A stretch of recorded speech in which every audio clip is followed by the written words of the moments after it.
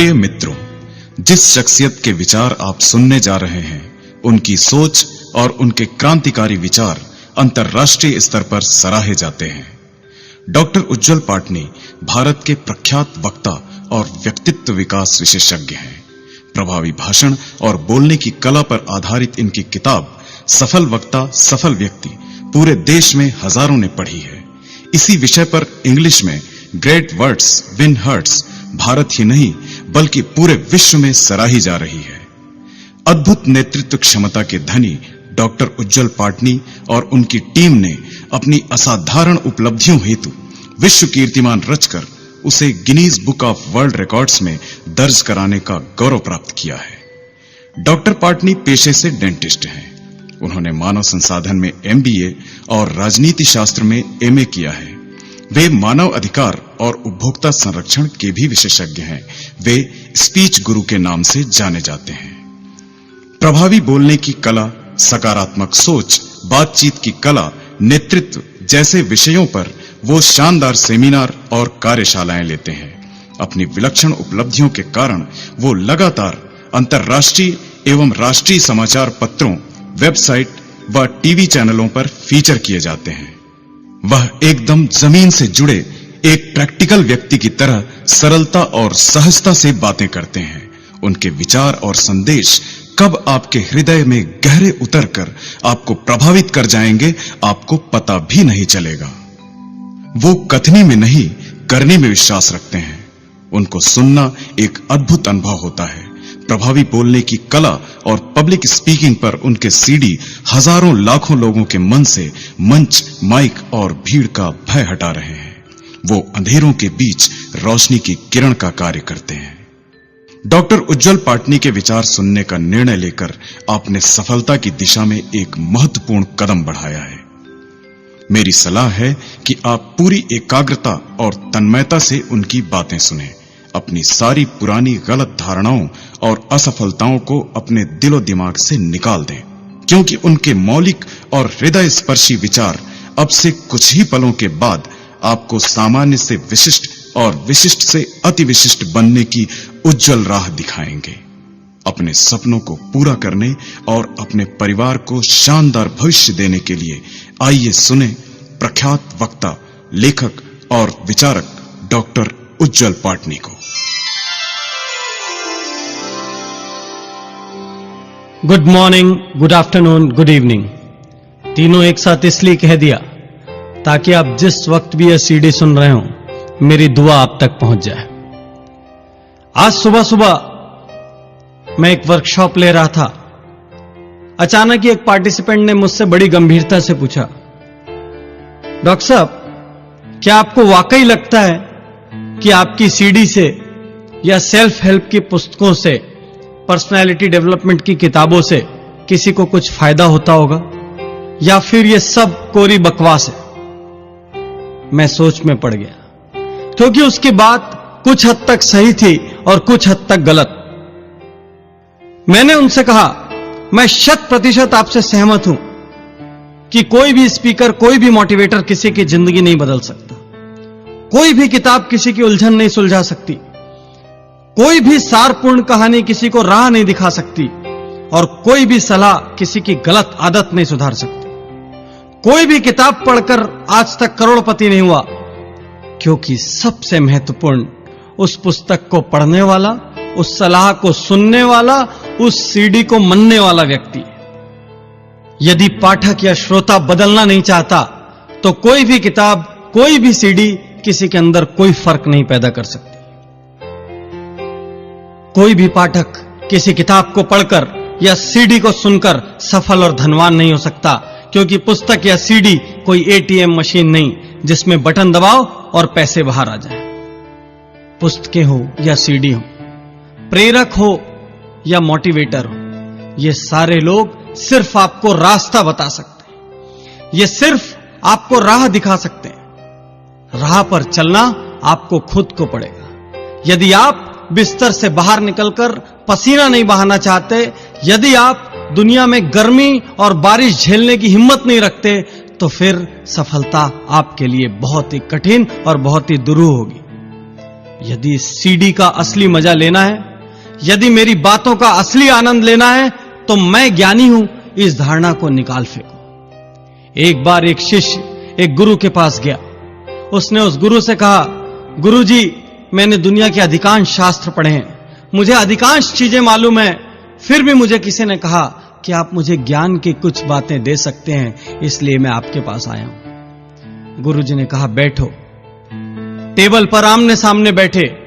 गुरुजी ने एक नौकर को आदेश किया, चाय लेकर आओ। एक केटली चाय की आई, 2 कप गुरु और शिष्य के आमने सामने रखे गए। गुरु ने केटली से अपने कप में चाय डाली, उसके बाद उन्होंने शिष्य के कप में चाय डालना शुरू किया।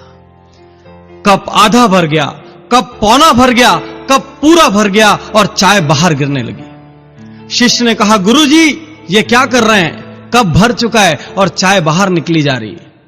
गुरु ने कहा, शिष्य, जिस तरीके से भरे हुए कप में और चाय आना संभव नहीं है, ठीक उसी तरीके से तुम्हारे भरे हुए दिमाग में किसी भी नए विचार के लिए कोई जगह नहीं।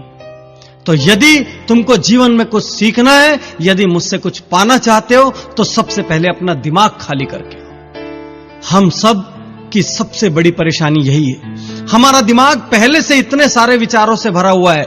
हम पहले से ही सोच लेते हैं अमुक बात से हमें कोई फायदा नहीं होगा, अमुक चीज बकवास है, और इसीलिए कोई भी बात ना तो हमें लाभ पहुंचा पाती है और ना ही हमारे जीवन में कोई सकारात्मक परिवर्तन ला पाती है। तो मित्रों, आप आगे मुझे जितनी भी देर सुने, जिन लोगों को बकवास लगे वो बकवास समझकर भूल जाएं, लेकिन जिन लोगों के मन में जरा भी अपने जीवन को बदलने की इच्छा है, जो लोग अपनी एक भी गलत आदत को बदलना चाहते हैं, जो लोग चाहते हैं कि सफलता उनके कदम चूमे, जो लोग ये चाहते हैं कि वो जिंदगी में और हीनता के साथ ना जिएं, उन सब के लिए मैं अपने दिल से निकली हुई लाइनें कहना चाहता हूं। और यदि इस पूरे सीडी में आपने 1 या 2 लाइनें या 1 या 2 विचार भी ग्रहण कर लिए, तो यकीन मानिए आपके जीवन में बहुत बड़ा परिवर्तन हो सकता है। क्योंकि बहुत बड़ा परिवर्तन लाने के लिए बड़े बड़े पोथी और शास्त्र पढ़ने की जरूरत नहीं है। बहुत बड़ा परिवर्तन कभी कभी मात्र एक विचार के माध्यम से आ सकता है। मित्रों, यदि जीवन में सफलता पाना है, यदि जीवन में आगे जाना है, तो जिंदगी की प्राथमिकताएं तय करनी होगी। आपको यह तय करना पड़ेगा कि सबसे पहले आप क्या पाना चाहते हैं और किस दिशा में जाना चाहते हैं। यदि दिशा तय नहीं होगी, तो जीवन में कोई भी उपलब्धि हासिल करना मुश्किल होगा। यह भी हो सकता है कि आप गैर जरूरी और गैर वाजिब कार्यों में अपना सारा समय बिता दें, और जो वास्तविकता में महत्वपूर्ण कार्य थे, उनके लिए आपके पास समय ही ना हो। एक प्रेरक ने एक कांच का बर्तन अपने हाथ में उठाया और ढेर सारे उपस्थित जन समूह के बीच सब लोगों को दिखाया। उस प्रेरक ने उस कांच के बर्तन में पत्थरों के बड़े बड़े टुकड़े डाले और वो बर्तन भर गया। प्रेरक ने उपस्थित लोगों से पूछा, क्या इस बर्तन में कुछ और आने की जगह है? उपस्थित लोगों ने जवाब दिया, नहीं, इसमें कुछ भी और नहीं आ सकता, क्योंकि ये पूरा भर चुका है। प्रेरक ने कुछ नहीं कहा। प्रेरक ने छोटे आकार के कंकड़ उठाए और बर्तन में डालना शुरू किया। धीरे धीरे ढेर सारे कंकड़ उस कांच के बर्तन में पत्थरों के बीच अपनी जगह लेते चले गए। फिर से प्रेरक ने पूछा, क्या अब इन कंकड़ों के बाद और कुछ इस बर्तन में आ सकता है? अधिकांश ने जवाब दिया, नहीं, अब तो बिल्कुल भी गुंजाइश नहीं है, यह 100% भर चुका है। प्रेरक ने फिर से उस कांच के बर्तन को उठाया और उसमें रेत डालने लगा। थोड़ा बर्तन को हिलाया तो ढेर सारी रेत उन बड़े पत्थरों और छोटे पत्थरों के बीच की खाली जगह में भर गई। सारे उपस्थित लोगों के चेहरे उतर चुके थे, वो सब निरुत्तर थे। प्रेरक ने अंतिम बार फिर से कहा, क्या अब भी इसके अंदर कुछ आ सकता है? अब सारे लोग पूरी ताकत से कहने लगे, नहीं, भले ही अब तक हम गलत रहे हो, लेकिन अब तो हम गारंटी से कह सकते हैं कि इसमें कुछ भी नहीं आ सकता। प्रेरक ने फिर से कहा, मित्रों, सामान्य सोच से एक आध कदम आगे जाकर सोचोगे तो ही उत्तर मिलेगा। क्या फिर से अब इस बर्तन में और कुछ आ सकता है? उपस्थित लोगों ने 1-2 मिनट और लिया सोचने को और कहा, नहीं गुरुजी, हम पूरी तरह से समझ चुके हैं, इस बर्तन में कुछ भी और आने की जगह नहीं है। प्रेरक ने कोई जवाब नहीं दिया। चुपचाप पानी से भरा एक जग उठाया और उस कांच के बर्तन में पानी डालना शुरू किया। वह पानी बड़े पत्थर, छोटे पत्थर तथा रेत के बीच धीरे धीरे अपनी जगह बनाता चला गया। कुछ पानी उस रेत ने सोख लिया और धीरे धीरे उस बर्तन में ढेर सारा पानी आ गया। सारे उपस्थित लोग निरुत्तर थे। फिर उस प्रेरक ने कहा, मित्रों, जिस तरह से इस कांच के बर्तन में पहले बड़ा पत्थर डाला गया, फिर छोटे पत्थर और कंकड़ डाले गए, फिर रेत डाली गई, फिर पानी डाला गया, इसलिए सारी चीजें इसमें समा सकी। यदि इसकी जगह पहले पानी डाल दिया जाता और पत्थर डालते तो सारा पानी बाहर छलक जाता। यदि पहले रेत डाल दी जाती तो रेत से यह बर्तन भर जाता और इसमें बड़े पत्थर आने के लिए कोई जगह नहीं बचती। कहने का अर्थ यह कि यदि जीवन में कुछ पाना है तो हम सब के पास उतना ही समय है और उतने ही संसाधन है, दिन में सिर्फ 24 घंटे। इन 24 घंटों के लिए जिस भी व्यक्ति ने सही प्राथमिकताएं तय की होंगी, वह व्यक्ति जरूर सफल होगा। जो लगन से, पूरी ताकत से, पूरी मेहनत से डटेगा, जुटेगा, पसीना बहाने को तैयार होगा, वो जरूर सफल होगा। लेकिन जिसकी प्राथमिकताएं गलत होगी, उस व्यक्ति की सफलता के बारे में मैं बिल्कुल भी आश्वस्त नहीं हूं। तो सबसे पहले आपको सोचने की जरूरत है कि जीवन में इस वक्त आपकी प्राथमिकताएं सही है कि नहीं। यदि प्राथमिकताएं सही हैं तो फिर आगे हम लगन की, दिशा की और दूसरे गुणों की बात करेंगे।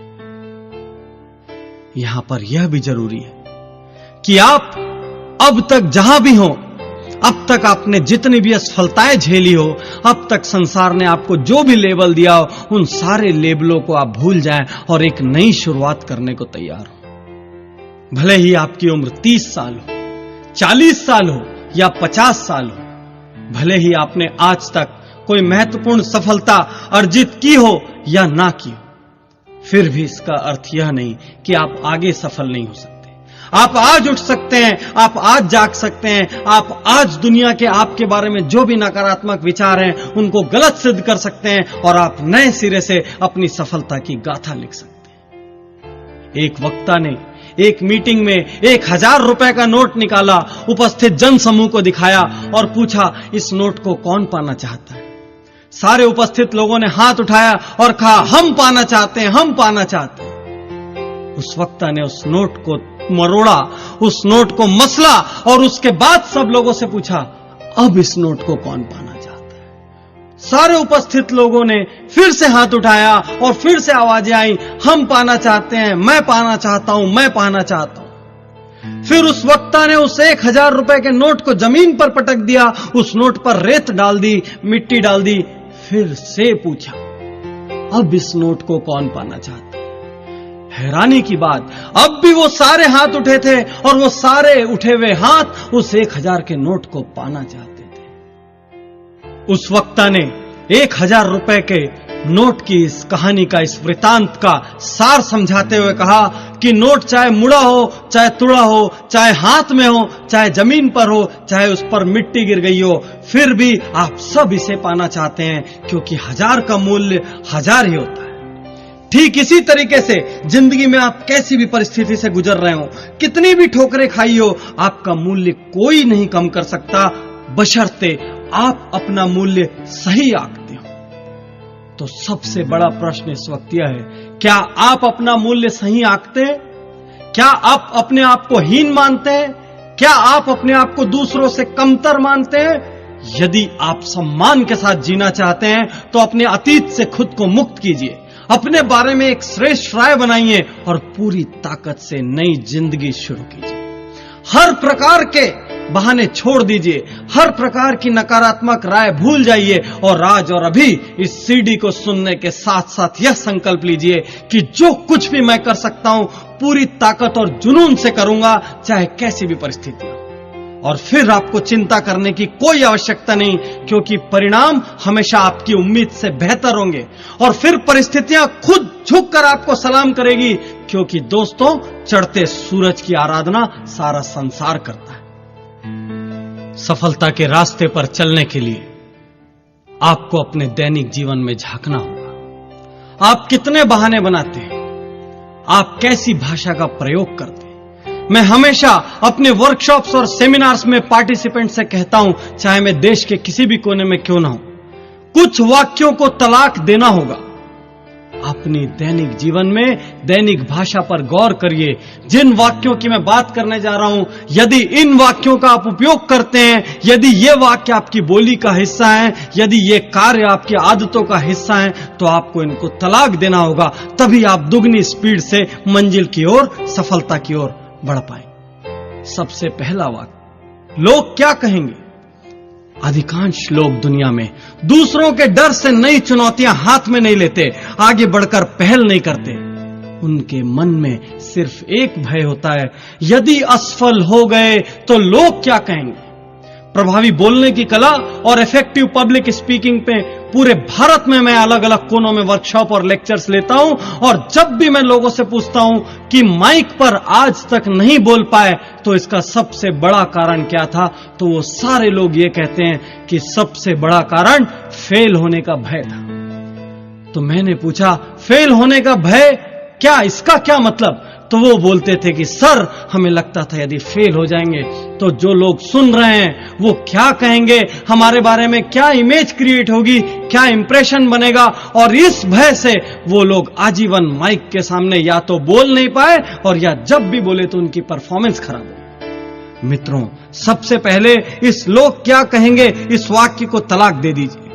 लोग नया हेयर कट कराने में, स्वयं को नया लुक देने में, यहां तक कि पसंदीदा कपड़ा पहनने से भी डरते हैं। कभी कभी तो यह भी होता है कि कोई शर्ट आपने बहुत पसंद से, बहुत चाव से खरीदी, जो ही आप घर पहुंचे आपके एक मित्र ने कहा, यह कैसी शर्ट ले ली। फिर अगले दिन जब आप पहन के निकले तो परिवार के किसी दूसरे व्यक्ति ने कहा, यह शर्ट बिल्कुल नहीं जच रही है। थोड़ा आगे बढ़े, किसी तीसरे व्यक्ति ने कहा, यार डिजाइन पुराना है। तो आप अपनी इतनी चाव से, पसंद से ली गई शर्ट को अलमारी के अंदर किसी कोने में रख देंगे और आजीवन उसे आप नहीं छुएंगे। मैं पूछना चाहता हूं कि आप दुनिया के लिए पैदा हुए हैं या खुद के लिए। हर बात में नुक्स निकालना, राय देना और व्यंग करना समाज के बहुत बड़े वर्ग का निशुल्क रोजगार है। आप चाहे अच्छा काम करने निकलिए, चाहे बुरा काम करने निकलिए, कुछ लोग आपके आसपास बैठे हैं जो एक व्यंग जरूर करेंगे या 2-4 लाइन कहकर आपकी राह में जरूर बाधा बनेंगे। यदि आप इनकी सोचेंगे तो मुझसे स्टैम्प पेपर पर लिखा कर ले लीजिए कि आप आजीवन कुछ नहीं कर पाएंगे। ये लोग पलटते भी बहुत जल्दी हैं, गिरगिट होते हैं। जो लोग कल आपको असफल और विफल कह रहे थे, जो लोग कल आपकी काबिलियत और क्षमता पर प्रश्न चिन्ह लगा रहे थे, आप जरा सफल होकर देखिए, अगली ही सुबह उनकी पूरी भाषा बदल जाएगी और वो ये कहना शुरू कर देंगे, अरे मैं तो पहले से ही जानता था, ये एक ना एक दिन कुछ ना कुछ जरूर करेगा। ऐसे लोगों की वजह से यदि आप अपने सपनों को मार रहे हैं, ऐसे लोगों की वजह से यदि आप अपने लक्ष्यों को छोड़ रहे हैं, तो आप अपनी किस्मत के साथ, अपने आप के साथ बहुत बड़ा अन्याय कर रहे हैं। जो भी काम कर रहे हैं पूरी ताकत से कीजिए। ऐसे सारे लोगों को भूल जाइए। आपने एक पुरानी कहावत सुनी होगी कि हाथी चले बेजार और कुत्ते भौंके हजार। तो हाथी की तरफ बेजार होकर अपने लक्ष्य की ओर चलते जाइए, लोगों को अपना काम करने दीजिए। बीते दिनों में झांक कर देखोगे दोस्तों, तो कई ऐसे कार्य होंगे जिन्हें आप कर सकते थे, और यदि आप उन्हें करते तो सफलता की नई ऊंचाइयों पर होते। लेकिन कुछ लोगों के कहने के कारण आप घबरा गए, आप हिचक गए, आप ठिठक गए, आपने वो काम नहीं किया। अब ऐसा मौका मत आने दीजिए। ये लोग जो आपकी राह में बाधा बनते हैं, ये भले ही आपके आसपास के लोग हों, आपके परिवार के लोग हों, इनसे आप दूरी बना लीजिए।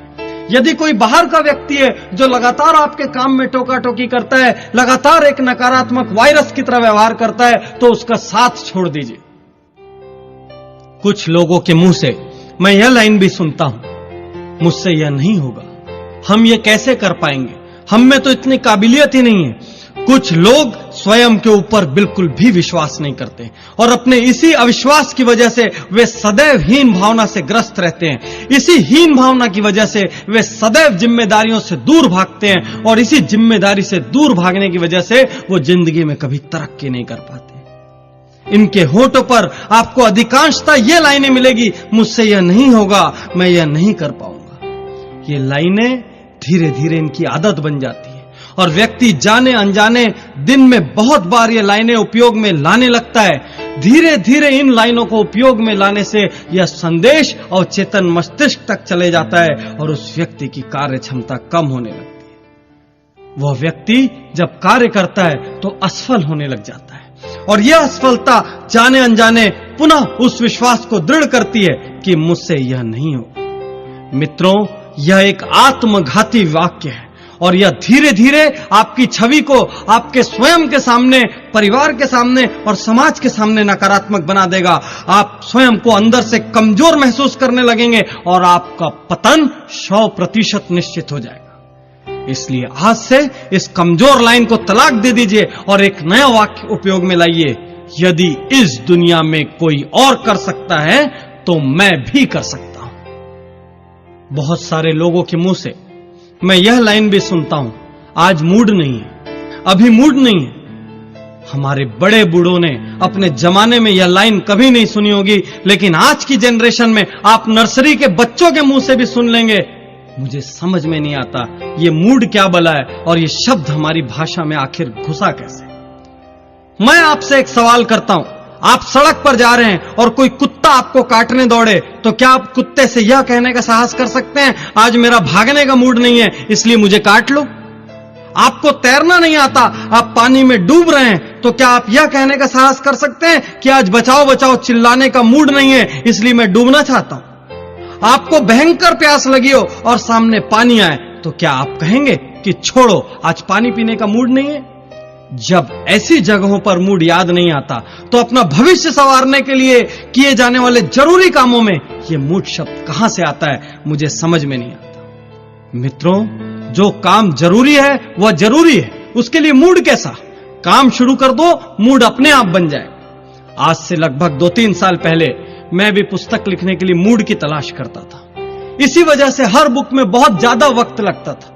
धीरे धीरे मुझे समझ में आया कि यह सिर्फ मेरा ड्रामा है, नखरा है। धीरे धीरे मैंने जब भी पुस्तक लिखने की सोची तुरंत कलम उठाया और लिखना शुरू कर दिया। यदि मन के किसी कोने में ऐसा भी लगा कि आज मूड नहीं है या छोड़ो कल लिख लूंगा, तो उस वाक्य को तुरंत मैंने दिमाग से झटक दिया।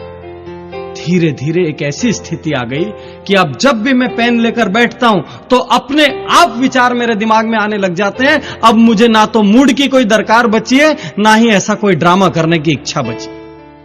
कुछ लोगों के मुंह से, या कह लो कि बहुत सारे लोगों के मुंह से हम यह लाइनें भी सुनते हैं, हमारा तो भाग्य खराब है, हमारा लक ठीक नहीं है। अरे भाग्य नाम की कोई चीज इस दुनिया में है या नहीं, इस सदियों पुराने विवाद में मैं नहीं पड़ना चाहता, लेकिन मैं इतना जरूर जानता हूं कि इस दुनिया में बहुत कम लोग ऐसे हैं जो पूरी मेहनत, पूरी ईमानदारी, पूरी ताकत, पूरी बुद्धि से सही दिशा में काम कर रहे हैं और फिर भी उन्हें सफलता नहीं मिल रही। अधिकांश लोग जो असफल हैं वो ऐसे लोग हैं जो कहीं ना कहीं बहानेबाजी बना रहे हैं, जो कहीं ना कहीं पूरी लगन से अपना काम नहीं कर रहे हैं, या फिर जिनकी दिशा गलत है। मित्रों, यदि आप सही दिशा में मेहनत कर रहे हो तो हो सकता है कि आपको ऊंचाई उतनी ना मिले, लेकिन एक बात तय है कि आप असफल तो बिल्कुल नहीं होंगे। भाग्यवादी लोगों से मैं एक बात और कहना चाहता हूं कि भाग्य चाहे अच्छा हो या बुरा, मेहनत तो दोनों स्थिति में करनी पड़ेगी। क्योंकि यदि भाग्य अच्छा है और आपने मेहनत चालू रखी तो आपको डबल सफलता मिलेगी, और भाग्य यदि खराब है और आपने मेहनत चालू रखी तो आपकी असफलता का प्रतिशत कम हो जाए। किसी भी सूरत में मेहनत का महत्व कम नहीं होता। डटना तो हर हाल में होगा, जुटना तो हर हाल में होगा। इसलिए मैं आपसे सीधी सीधी और खरी खरी बात कहता हूं कि बैठकर रोने की बजाय, किस्मत चमकने का इंतजार करने की बजाय, ज्योतिषियों का चक्कर लगाने की बजाय, हवन पूजा पाठ और कर्मकांड कराने की बजाय, उंगलियों में अलग अलग रंगों के पत्थर पहनने की बजाय उठिए, बाहर निकलिए, पसीना बहाइए, पूरी ताकत और समर्पण से अपने कार्य में जुट जाइए। भाग्य को अपना काम करने दीजिए और आप अपना काम कीजिए। आप देखेंगे कि धीरे धीरे अपने आप भाग्य और परिस्थितियां आपके अनुकूल होने लग जाएगी। यदि आप बार बार अपनी भाषा में यह भाग्य शब्द का प्रयोग कर रहे हैं तो ज्यादा संभावना इस बात की है कि आप बहानेबाजी कर रहे हैं और अपने भविष्य को धोखा दे रहे हैं। ढेर सारे लोगों के मुंह से यह लाइन भी सुनने में आती है, कल कर लूंगा, परसों कर लूंगा। कुछ लोगों को जब भी जिम्मेदारी का काम बतलाया जाता है वो तुरंत कहते हैं तबीयत ठीक नहीं लग रही है, आज व्यस्त हूं। खास बात यह है दोस्तों कि ऐसे लोगों का कल कभी नहीं आता। ऐसे लोगों को काम सौंपने के पहले ही हमारे मन में शंका पैदा हो जाती है कि यह काम होगा कि नहीं। ऐसा नहीं है कि ये काम करने में असमर्थ होते हैं या अयोग्य होते हैं, लेकिन उनमें एक अजीब सा ढीलापन होता है। ऐसे लोग बिस्तर पर लेटकर टीवी देखते हुए, मोबाइल पर बात करते हुए या गेम खेलते हुए सारा दिन निकाल देंगे, लेकिन जब आप उनसे कार्य की प्रगति के बारे में पूछेंगे तो वे कहेंगे कि आज नहीं हो पाया। क्यों नहीं हो पाया, क्यों नहीं कर पाए, इसके बारे में कोई ठोस जवाब नहीं, लेकिन उनके चेहरे पर आपको कोई पश्चाताप का भाव ही नहीं मिलेगा, क्योंकि वो बहाने भी बहुत स्मार्टली बनाते हैं। हैरानी और अचरज की बात तो यह है कि ऐसे बिजी विदाउट वर्क लोगों की वजह से दुनिया भरी पड़ी है, और ये सारे योग्य लोग अपनी इन्हीं आदतों की वजह से, इसी भाषा की वजह से अयोग्य होते चले जा रहे हैं। कुछ लोग तो सिर्फ काम याद ना रख पाने के कारण रात दिन दूसरों की डांट सुनते हैं। यदि आपकी भी ऐसी आदतें हैं तो संभल जाइए, आज ही बैठिए, शांति से अपनी बोली और सोच पर गौर कीजिए। क्या आप भी इन 5 वाक्यों में से किसी का काफी प्रयोग करते हैं? क्या इनमें से भी कुछ आदतों ने आपको जकड़ रखा है? यदि जकड़ रखा है तो तुरंत आज और अभी इन वाक्यों को छोड़ने का निर्णय लीजिए, इन आदतों को छोड़ने का निर्णय लीजिए, और फिर से मत टालना कि अगले हफ्ते से छोड़ दूंगा या 1 महीने में छोड़ दूंगा, क्योंकि मित्रों किसी भी शुभ कार्य के लिए कोई मुहूर्त खराब नहीं होता, और हर वो दिन शुभ होता है जब इंसान कुछ अच्छा करने की ठान ले और अच्छा करने के लिए निकल पड़े। जब मैं सीडी को रिकॉर्ड कर रहा था उस वक्त मेरी टीम के एक एसोसिएट मेरे साथ बैठे थे। उन्होंने मुझसे एक लाइन कही कि सर, जिस तरह से कंप्यूटर में एंटी वायरस सीडी होता है उसी तरीके से आप इसको एंटी बहाना सीडी का नाम दे दो, क्योंकि आपने इस पूरी सीडी में बहाना बनाने वालों पर जमकर प्रहार किया है। मैं ये बात दिल से कहता हूं कि व्यक्तित्व की यदि कोई सबसे बड़ी बीमारी है तो वो बहानाइटिस है, एक्सक्यूजाइटिस है, और इसी बीमारी के कारण बहुत से काबिल लोग अपनी योग्यताओं के साथ अन्याय कर रहे हैं। मेरे अनुसार जब भी कोई इंसान बहाना बनाता है तो उसे खुद पे शर्मिंदगी महसूस करनी चाहिए, क्योंकि वो किसी और को नहीं वरन खुद को धोखा दे रहा है। अक्सर लोग बहानों से विफलताओं को ढक कर रखते हैं, मजबूत तर्क बनाकर पेश करते हैं, जिससे साबित हो सके कि दूसरों के मुकाबले उनके सामने ज्यादा मुश्किलें थी। यदि वाकई में आप सपनों को पाना चाहते हैं, मंजिलों को छूना चाहते हैं, अपनी सपनों की दुनिया को हकीकत में बदलना चाहते हैं, तो आपको ये बहाने छोड़ने होंगे। क्या आपको भी लगता है कि आपकी दुनिया दूसरे लोगों की दुनिया से ज्यादा कठिन है?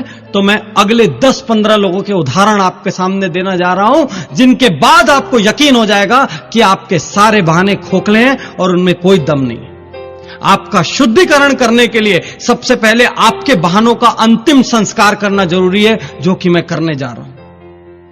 मैं ऐसे ऐसे नाम आपके सामने बताऊंगा जिनके सामने आपसे ज्यादा तकलीफें थी, जिनका जीवन आपसे ज्यादा कठिन था और जिनके सामने आपसे ज्यादा मुश्किलें थी, फिर भी उन्होंने सिर्फ एक अच्छा काम किया। कोई बहाना बनाने की बजाय डटे रहे, जुटे रहे, लड़ते रहे, पूरी ताकत से, पूरी योग्यता से, बिना कोई बहाना बनाए, और इसीलिए वो आज शिखर में, और इसीलिए वो इतने महत्वपूर्ण है कि इस वक्त मैं यहां इस सीडी में उनके नाम की चर्चा कर रहा हूं। कुछ लोग एक बहाना बनाते हैं कि हमें उचित शिक्षा लेने का अवसर नहीं मिला। मित्रों, उचित शिक्षा लेने का अवसर फोर्ड मोटर्स के मालिक हेनरी फोर्ड को भी नहीं मिला था, और रिलायंस इंडस्ट्रीज के चेयरमैन धीरू भाई अंबानी को भी नहीं मिला था। फिर भी इन लोगों ने अथाह और अपार सफलता अर्जित की। कुछ लोग कहते हैं बचपन में ही मेरे पिता का देहांत हो गया था, उसके बाद मैं लगातार घर संभालने की जिम्मेदारी में डट गया। मित्रों, प्रख्यात संगीतकार AR रहमान के पिता का भी देहांत बचपन में हो गया था। मेरे स्वयं के पिता का देहांत भी बचपन में हो गया था। लेकिन हम में से कोई भी इन बहानों का सहारा नहीं लेता। कुछ लोग यह भी बहाना बनाते हैं कि मैं अत्यंत गरीब घर में पैदा हुआ हूं, इसलिए मुझे मौके नहीं मिले। कैसी बात कर रहे हो आप? देश के अधिकांश सफल लोग गरीब घरों में ही पैदा हुए थे। किसी और का नाम न लें तो पूर्व राष्ट्रपति एपीजे अब्दुल कलाम इतने गरीब घर में पैदा हुए थे कि उनकी शिक्षा का खर्च भी दूसरे लोगों ने वहन किया था। कौन सा बहाना बनाएंगे आप? कौन सा बहाना बनाएंगे आप? मैं आपके सारे बहानों की सर्जरी कर दूंगा। कुछ लोग कहते हैं मैं बचपन से लगातार अस्वस्थ रहता था। अरे ऑस्कर विजेता अभिनेत्री मर्ली मेटलिन भी बचपन से बहरी थी और अस्वस्थ थी। कुछ कहते हैं कि मैंने साइकिल पर घूमकर आधी जिंदगी गुजारी। तो आप सुन लीजिए कि निरमा के करसन भाई पटेल जो आज करोड़पति हैं, अरबपति हैं, उन्होंने भी साइकिल पे निरमा बेचते हुए आधी जिंदगी गुजारी। कुछ लोग कहते हैं कि एक दुर्घटना में अपाहिज होने के बाद मेरी हिम्मत चली गई। तो आप जान लीजिए कि प्रख्यात नृत्यांगना सुधा चंद्रन के पैर भी नकली हैं। कुछ लोग कहते हैं कि बचपन से मेरी बुद्धि तेज नहीं थी।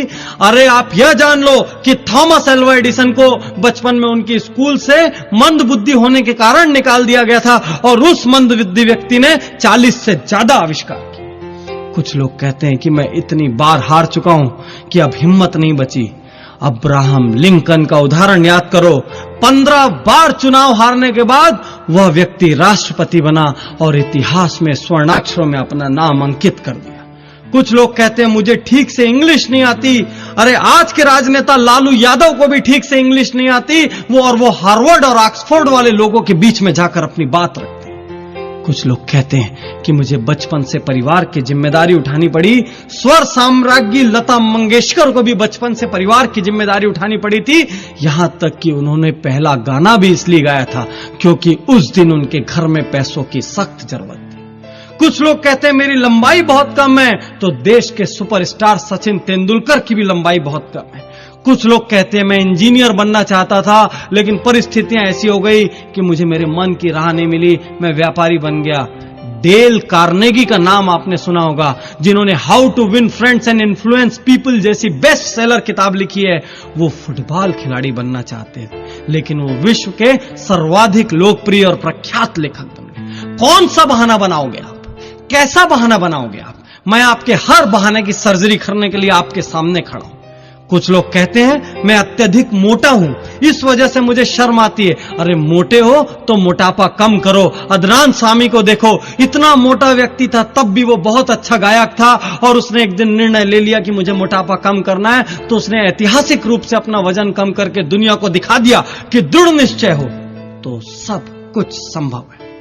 कुछ लोग कहते हैं मैं एक छोटी सी नौकरी करता हूं, क्या हो पाएगा? अरे धीरू भाई अंबानी, नारायण मूर्ति, ये सारे लोग छोटी छोटी नौकरियां करते थे। कोई कहता है मेरी कंपनी, मेरा व्यापार एक बार दिवालिया हो चुका है, अब मुझ पे कौन भरोसा करेगा? तो आप जान लीजिए कि जिस पेप्सी को आप बड़े चाव से स्वाद लेकर पीते हैं, वह दुनिया की सबसे बड़ी शीतल पेय निर्माता कंपनी पेप्सी कोला 2 बार दिवालिया हो चुकी। कुछ लोग कहते हैं मैं डिप्रेशन में जा चुका हूं, मेरा नर्वस ब्रेकडाउन हो चुका है। तो आप जान लीजिए कि डिज्नीलैंड बनाने के पहले वॉल्ट डिज्नी का भी 3 बार नर्वस ब्रेकडाउन हुआ था। कुछ लोग उम्र का बहाना बनाते हैं, उम्र बहुत ज्यादा हो चुकी है।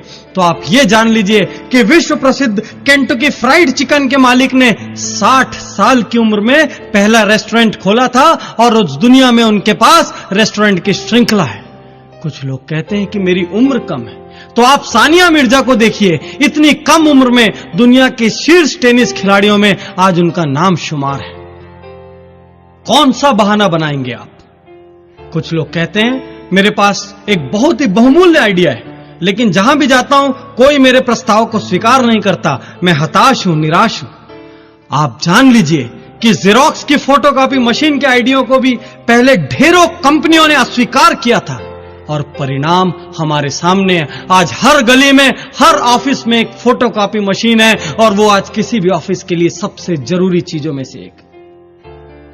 कुछ लोग कहते हैं कि मैं काम शुरू करना चाहता हूं, लेकिन मेरे पास काम शुरू करने के लिए भी धन नहीं है। मित्रों, ये कोरा बहाना है, क्योंकि इंफोसिस के पूर्व चेयरमैन नारायण मूर्ति के पास भी काम शुरू करने के लिए धन नहीं था। और यदि इस सीडी में समय की पाबंदी नहीं होती तो मैं आपको 10,000 नाम ऐसे बताता जिनके पास काम शुरू करने के लिए धन नहीं था और जो आज करोड़ों अरबों रुपयों के मालिक हैं। कुछ लोग कहते हैं कि उन्हें ढेर सारी बीमारियां हैं। कैसा बहाना बनाते हैं? अरे वर्जिन एयरलाइंस के प्रमुख मिस्टर रिचर्ड ब्रैनसन को आंखों की कमजोरी है, डिस्लेक्सिक है। लेखक वेद प्रकाश मेहता की दोनों आंख नहीं है। राष्ट्रपति रूजवेल्ट के दोनों पैर काम नहीं करते थे। यहां तक कि स्वर्ण पदक विजेता विल्मा रुडोल्फ को पोलियो था। मित्रों, आप जितने भी बहाने सोच सकते हैं, मैं उनसे ज्यादा नाम आपको बता सकता हूं जिन्होंने उन मुश्किलों का हल ढूंढा है। कुछ लोग कहते हैं कि यह जरूरी नहीं कि जो प्रतिभा इन महानायकों के अंदर थी, जिनके नाम आप ले रहे हैं डॉक्टर पाटनी, वही प्रतिभा हमारे अंदर भी हो। तो मैं आप सब लोगों से कहता हूं कि यह भी जरूरी नहीं कि जो प्रतिभा आपके अंदर है वो इन महानायकों के अंदर हो। आप किसी और गुण के बल पर महारथी साबित हो सकते हैं। मैं ये यकीन से कह सकता हूं कि हर वह व्यक्ति सफल हो सकता है जो हार के लिए तैयार हो और सही दिशा में डट कर जुड़ जाए। हां, सफलता का प्रतिशत अपनी अपनी योग्यता के अनुसार कम या ज्यादा हो सकता है, लेकिन यह तय है कि असफलता हाथ नहीं लगेगी। और हां, इस सफलता की शुरुआत किसी बहाने से नहीं हो सकती।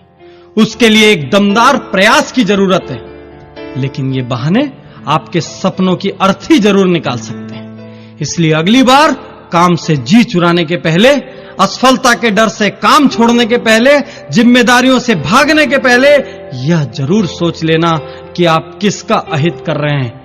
क्योंकि मित्रों, जीवन में आपने क्या खोया और क्या पाया, इसकी सिर्फ आपकी और आपकी जिम्मेदारी है। एक बात और कहना चाहता हूं कि यदि आप सोच रहे हैं कि कल कुछ खास हो जाएगा, भविष्य में कुछ जरूर कर लूंगा, तो मैं आपको बताना चाहता हूं कि भविष्य का आविष्कार नहीं होता। हर रोज जो आप करते हो उसी से भविष्य का निर्माण होता है। आप हर रोज जो मेहनत कर रहे हो वह अभी भविष्य में तब्दील हो रहा है, और आप हर रोज जो बहानेबाजी करके दिन गंवा रहे हो वह भी भविष्य में तब्दील हो रहा है। आपको चुनना होगा आप कैसा भविष्य चाहते हैं। एक कड़वी सी बात कहना चाहता हूं कि कल यदि आपके माता पिता आपके जैसी संतान होने पर अफसोस करें, कल यदि आपकी पत्नी आपके जैसा पति पाने पर अफसोस करे, और कल यदि आपका बच्चा आपको पिता कहने में अफसोस करे, तो इसके जिम्मेदार सिर्फ आप होंगे। आज आप जहां भी हैं, कल आप जहां भी होंगे, इसके लिए आप किसी भी और को जिम्मेदार नहीं ठहरा सकते। इसलिए आज, अभी और यहीं अपने सारे बहानों का अंतिम संस्कार कर दीजिए, अपने सारे नकारात्मक वाक्यों का अंतिम संस्कार कर दीजिए, और देखिए कल की सुनहरी सुबह एक बार फिर आपके लिए खुशियों के नए पैगाम लेकर आएगी। और अचानक ही आप देखेंगे कि भाग्य भी आपका साथ देने लगेगा। अचानक ही आप देखेंगे कि ऊपर वाले का आशीर्वाद भी आपको हर पल मिलने लगेगा। एक गांव में एक बार बहुत भारी बाढ़ आ जाती है। धीरे धीरे सारा गांव उस बाढ़ में डूबना शुरू हो जाता है। एक व्यक्ति का घर उस बाढ़ में डूबने लगता है, जो कि ईश्वरवादी था, ईश्वर में बहुत ज्यादा आस्था रखता था। पानी धीरे धीरे ग्राउंड फ्लोर से फर्स्ट फ्लोर तक आता है और छत तक पहुंच जाता है। वो व्यक्ति दौड़कर छत पर चला जाता है अपनी जान बचाने के लिए। धीरे धीरे पानी छत में भरने लगता है। इतने में वहां एक नाव आती है और वो लोग उससे कहते हैं कि इस नाव में आ जाओ, जान बच जाएगी। वह व्यक्ति जवाब देता है, अरे मुझे नाव की कोई जरूरत नहीं, मेरी तो जान भगवान बचाएंगे, मैं उनका बड़ा प्रिय बंदा हूं। वह नाव आगे निकल जाती है। धीरे धीरे पानी और भरने लगता है।